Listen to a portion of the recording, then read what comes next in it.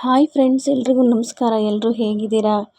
ಇವತ್ತು fish curry ಮಾಡೋದು ಹೇಗೆ ಅಂತ ನೋಡೋಣ. ನೋಡಿ, ಇದು ಇವತ್ತು ಹಾಕಿರೋ ರಂಗೋಲಿ ಹೇಗಿದೆ ಅಂತ ಕಮೆಂಟ್ ಮಾಡಿ. ಇನ್ನು ಇವತ್ತು ಸಂಡೇ ಅಲ್ವಾ, ಸಂಜೆ ಪೂಜೆ ಮಾಡೋಕ್ಕಾಗಲ್ಲ ಅಂಥೇಳಿ ಬೆಳಗ್ಗೆನೇ ಪೂಜೆ ಮಾಡಿದ್ದೀನಿ.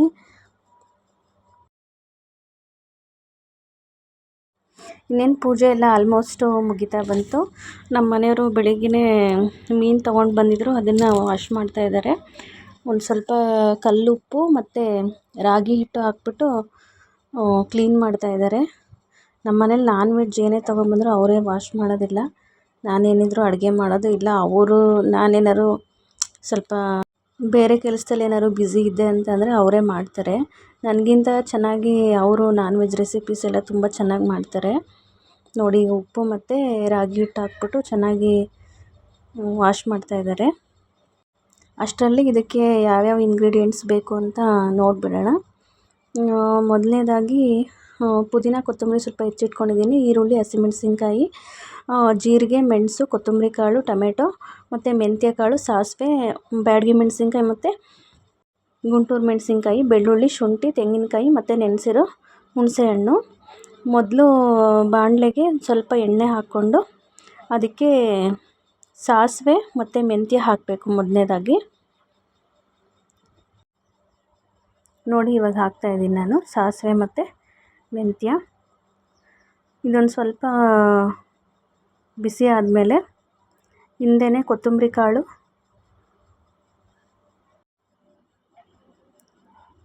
ಜೀರಿಗೆ ಮತ್ತು ಮೆಣಸು ಹಾಕ್ತಾಯಿದ್ದೀನಿ. ಇವಾಗ ಜೀರಿಗೆ ಮೆಣಸು ಹಾಕಾದ್ಮೇಲೆ ಕೊತ್ತಂಬರಿ ಕಾಳು ಹಾಕಬೇಕು.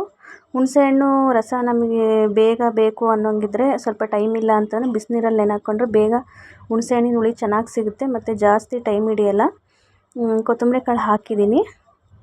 ಇದು ಹಾಕಿದ್ಮೇಲೆ ಸ್ವಲ್ಪ ಬ್ಯಾಡಗಿ ಮೆಣಸಿನ್ಕಾಯಿ ಮತ್ತು ಗುಂಟೂರು ಮೆಣಸಿನ್ಕಾಯಿ ಎರಡೂ ಏಳು ತೊಗೊಂಡಿದ್ದೀನಿ ನಾನು.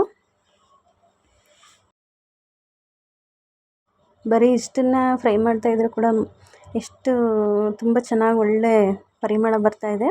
ಇವಾಗ ಮೆಣಸಿನ್ಕಾಯಿ ಹಾಕ್ಕೊಳ್ಳೋಣ. ರೆಡಿ ಮಾಡ್ತಾಯಿದ್ದೀನಿ ಮೆಣಸಿನ್ಕಾಯಿ ಹಾಕೋಕ್ಕೆ ಅಂತ ಹೇಳ್ಬಿಟ್ಟು. ಇದು ಹಾಕಿದ್ಮೇಲೆ ಜಸ್ಟ್ ಒಂದು ಅರ್ಧ ನಿಮಿಷ ಬಿಟ್ಬಿಟ್ಟು ತೆಂಗಿನಕಾಯಿ ತುರಿ ಮತ್ತು ಒಂದು ಸ್ವಲ್ಪ ಅರಿಶಿನ ಹಾಕೋಣ. ಈಗ ನೋಡಿ, ಇನ್ನೇನು ಹಾಕ್ತಾಯಿದೆ ಅದು. ಖಾರಕ್ಕೆ ನಿಮಗಿನ್ನೂ ಜಾಸ್ತಿ ಬೇಕು ಅನ್ನೋಂಗಿದ್ರೆ ಇನ್ನೂ ಹೆಚ್ಚಿಗೆ ಹಾಕ್ಕೊಳ್ಳಿ. ಮೆಣಸು ಹಾಕಿರೋದ್ರಿಂದ ಒಂಚೂರು ಕಡಿಮೆ ಹಾಕಿದ್ದೀನಿ. ನಮ್ಮನೇಲಿ ಖಾರ ಸ್ವಲ್ಪ ಕಡಿಮೆನೇ ತಿನ್ನೋದು ನಾವು, ಅದಕ್ಕೇ ಸ್ವಲ್ಪ ಹಾಕಿದ್ದೀನಿ. ಈಗ ನೋಡಿ, ಕಾಯಿ ತುರಿ ಮತ್ತು ಹಸಿಕಾಯಿ, ಶುಂಠಿ, ಬೆಳ್ಳುಳ್ಳಿ ಮೂರನ್ನು ಹಾಕ್ತಾಯಿದ್ದೀನಿ. ಹಾಕಿದ್ಮೇಲೆ ತುಂಬ ಕೆಂಪಾಗೋವರೆಗೂ ಹುರಿಯೋದೇನು ಬೇಡ. ಒಂದು ನಿಮಿಷ ಆದಮೇಲೆ ಆಫ್ ಮಾಡಿಕೊಂಡ್ರೆ ಸಾಕು. ಅದು ಬಾಣಲಿದು ಬಿಸಿ ಇರುತ್ತಲ್ವ, ಅದಕ್ಕೇ ಸ್ವಲ್ಪ ರೋಸ್ಟ್ ಆಗುತ್ತೆ ಸಾಕು. ಎಲ್ಲ ಹಾಕಾಯಿತು. ನಾನು ಇವತ್ತು ಮಾಡ್ತಾಯಿರೋ ಫಿಶ್ ಕರಿಗೆ ಈರುಳ್ಳಿ ಅಥವಾ ಟೊಮೆಟೊ ಅದನ್ನೇನು ರುಬ್ತಾ ಇಲ್ಲ ನಾನು, ಜಸ್ಟ್ ಒಗ್ಗರಣೆಗೆ ಹಾಕ್ತಾಯಿದ್ದೀನಿ. ಈ ಥರ ಒಂದು ಸರಿ ಮಾಡಿಬಿಟ್ಟು ನೋಡಿ ನೀವು, ಡಿಫ್ರೆಂಟಾಗಿ ಟೇಸ್ಟ್ ಒಳ್ಳೆ ಚೆನ್ನಾಗಿ ಬರುತ್ತೆ. ರೆಗ್ಯುಲರಾಗಿ ನಾವು ಚಿಕನ್, ಮಟನ್ ಸಾರು ಮಾಡ್ತೀವಲ್ಲ, ಅದೇ ಥರ ಮಾಡ್ತಾನೆ ಇರ್ತೀವಿ. ಈ ಥರ ಒಂದು ಸರಿ ಟ್ರೈ ಮಾಡಿ ನೋಡಿ, ಟೇಸ್ಟ್ ಅಂತೂ ತುಂಬ ಚೆನ್ನಾಗಿರುತ್ತೆ.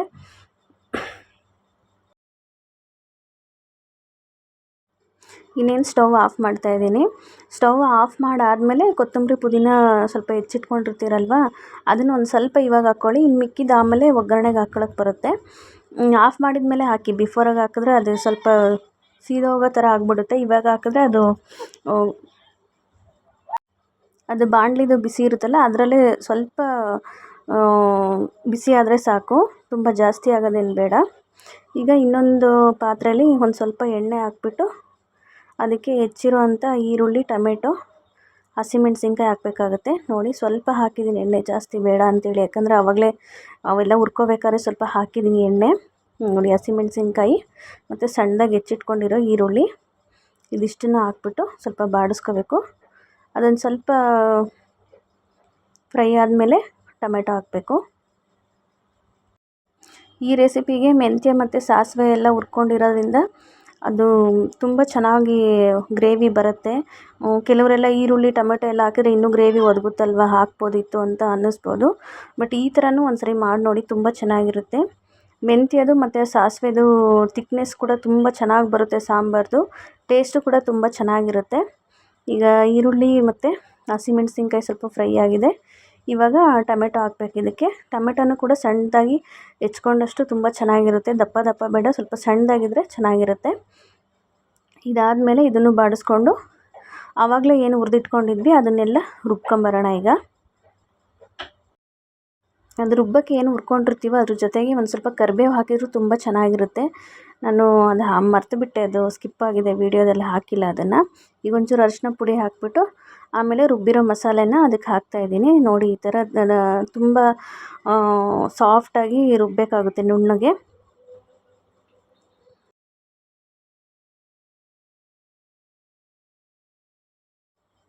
ಇದು ಮಸಾಲೆ ಹಾಕಿದ್ಮೇಲೆ ಹಿಂದೆಯೇ ತುಂಬ ಜಾಸ್ತಿ ನೀರು ಹಾಕೋಕ್ಕೆ ಹೋಗಬೇಡಿ.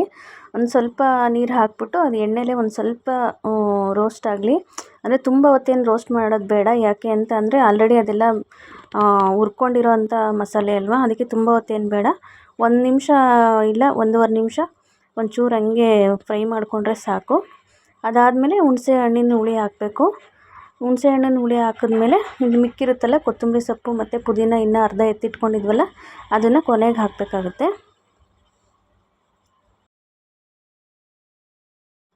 ನೀವು ಯಾವುದೇ ಮೀನು ಹಾಕ್ಬಿಟ್ಟು ಸಾಂಬಾರು ಮಾಡ್ತೀವಿ ಅಥವಾ ಯಾವುದೇ ಥರ ನಾವು ಮಾಡ್ತೀವಿ ಅಂತ ಅಂದ್ರೂ ತಂದಿರೋ ಮೀನು ತುಂಬ ಫ್ರೆಶ್ಶಾಗಿ ಚೆನ್ನಾಗಿರಬೇಕು. ಆವಾಗ ಸಾಂಬಾರು ತುಂಬ ಚೆನ್ನಾಗಾಗುತ್ತೆ. ನೋಡಿ, ಇವಾಗ ಹುಣಸೆ ಹಣ್ಣಿನ ಹುಳಿ ಹಾಕ್ತಾಯಿದ್ದೀನಿ, ಕಿವುಚ್ತಾಯಿದ್ದೀನಿ. ಬಿಸಿನೀರಲ್ಲಿ ನೆನೆ ಹಾಕಿದ್ರಿಂದ ತುಂಬ ಬೇಗ ರಸ ಬಿಡುತ್ತೆ ಮತ್ತು ತುಂಬ ಹಣ್ಣಲ್ಲೇ ಅದು ಹುಣಸೆ ಹುಳಿ ಉಳ್ಕೊಳ್ಳಲ್ಲ. 1-2 ಸತಿ ನೀರು ಹಾಕ್ಬಿಟ್ಟು ಚೆನ್ನಾಗಿ ಕಿವುಚ್ಬಿಟ್ಟು ಹಾಕಿದ್ರೆ ಹುಳಿನೂ ಚೆನ್ನಾಗಿ ಬಿಟ್ಕೊಳ್ಳುತ್ತೆ. ಆಮೇಲೆ ಹಣ್ಣಲ್ಲಿ ಯಾವುದೇ ಥರದ್ದು ಹುಣಸೆ ಹಣ್ಣಿಂದು ಅಂಶ ಹಾಗೆ ವೇಸ್ಟ್ ಆಗೋಲ್ಲ. ನೋಡಿ, ಈ ಥರ ಹಿಂಡ್ಕೊಂಡ್ರೆ ಸಾಕು. ಮೀನು ಸಾಂಬಾರಿಗೆ ಮೇಯ್ನು ಇರೋದೇ ಹುಣಸೆ ಹುಳಿ ಅಲ್ವಾ. ಈಗ ಅದೆಲ್ಲ ಹಾಕಿದ್ಮೇಲೆ ಕೊನೆಗೆ ಸ್ವಲ್ಪ ಹೆಚ್ಚಿಟ್ಕೊಂಡಿರೋಂಥ ಪುದೀನ ಮತ್ತು ಕೊತ್ತಂಬರಿ ಸೊಪ್ಪು ಇದನ್ನು ಹಾಕ್ತಾಯಿದ್ದೀನಿ. ಆಗಲೇ ಒಂದು ಸ್ವಲ್ಪ ರುಬ್ಬಕ್ಕೆ ಒಂದು ಸ್ವಲ್ಪ ಹಾಕಿದ್ದೆ, ಈಗ ಒಂದು ಸ್ವಲ್ಪ ಹಾಕಿದೆ. ಎಲ್ಲ ಒಟ್ಟಿಗೆ ಹಾಕ್ಬಿಟ್ರೆ ಅದು ಕಲರ್ ಒಂಥರ ಫುಲ್ಲು ಗ್ರೀನ್ ಆಗಿಬಿಡುತ್ತೆ. ಅದಕ್ಕೆ ಬೇಡ ಅಂತೇಳಿ ಅವಾಗೊಂದು ಸ್ವಲ್ಪ ಇವಾಗೊಂದು ಸ್ವಲ್ಪ ಹಾಕಿದೆ. ಬಟ್ ಫ್ಲೇವರ್ ತುಂಬ ಚೆನ್ನಾಗಿರುತ್ತೆ. ಹೆಚ್ಚು ಹಾಕಿದ್ರೂ ಮೇಲ್ಗಡೆ ಈ ರಸಮ್ಗೆಲ್ಲ ಹಾಕ್ತೀವಲ್ಲ, ಆ ಥರ ಹಾಕಿದ್ರೂ ಚೆನ್ನಾಗಿರುತ್ತೆ. ಈಗ ಒಂದು ಸ್ವಲ್ಪ ಉಪ್ಪು ಹಾಕ್ತಾಯಿದ್ದೀನಿ. ಆಮೇಲೆ ಮೀನೆಲ್ಲ ತೊಳೆದಿರ್ತೀವಲ್ಲ, ತೊಳೆದಾದ್ಮೇಲೆ ಅದಕ್ಕೊಂದು ಸ್ವಲ್ಪ ಹುಣಸೆ ರಸ, ಉಪ್ಪು ಮತ್ತು ಅರಿಶಿನ ಹಾಕಿ ನೆನೆಸಿಟ್ರೆ ಮೀನಿಗೂ ಚೆನ್ನಾಗಿ ಉಪ್ಪು ಹಿಡಿಯುತ್ತೆ. ಅದಕ್ಕೋಸ್ಕರ ಅದೇ ಥರ ಹಾಕಿಟ್ಟಿದ್ವಿ ನಾವು. ಈಗ ಮೀನು ಹಾಕ್ತಾಯಿದ್ದಾರೆ ನೋಡಿ ನಮ್ಮ ಮನೆಯವರು. ಈ ಥರ ಮಾಡೋದ್ರಿಂದ ಮೀನಿಗೆ ಚೆನ್ನಾಗಿ ಉಪ್ಪು, ಖಾರ, ಹುಳಿ ಎಲ್ಲ ಹಿಡಿಯುತ್ತೆ. ಮತ್ತು ಮೀನು ಸಾಂಬಾರು ಯಾವಾಗಲೂ ಅಷ್ಟೇ, ನಾವು ಬೆಳಗ್ಗೆ ಮಾಡಿದ್ರೆ ಬೆಳಗ್ಗೆಗಿಂತ ಸಂಜೆ ಟೇಸ್ಟು ಚೆನ್ನಾಗಿರುತ್ತೆ. ಯಾಕೆ ಅಂದರೆ ಅದೇ ಕಾರಣಕ್ಕೇನೆ. ಈಗಿನ್ನೇನು ಆಲ್ಮೋಸ್ಟು ಆಗ್ತಾ ಬಂದಿದೆ ನೋಡಿ. ಡಿಶ್ ಔಟ್ ಮಾಡ್ಕೊಂಡಿದ್ದೀನಿ. ಈ ಥರ ಇದೆ. ಟೇಸ್ಟ್ ಅಂತೂ ತುಂಬ ಚೆನ್ನಾಗಿತ್ತು. ನೀವು ಒಂದ್ಸರಿ ಮನೇಲಿ ಟ್ರೈ ಮಾಡಿ ನೋಡಿ, ತುಂಬ ಚೆನ್ನಾಗಿರುತ್ತೆ.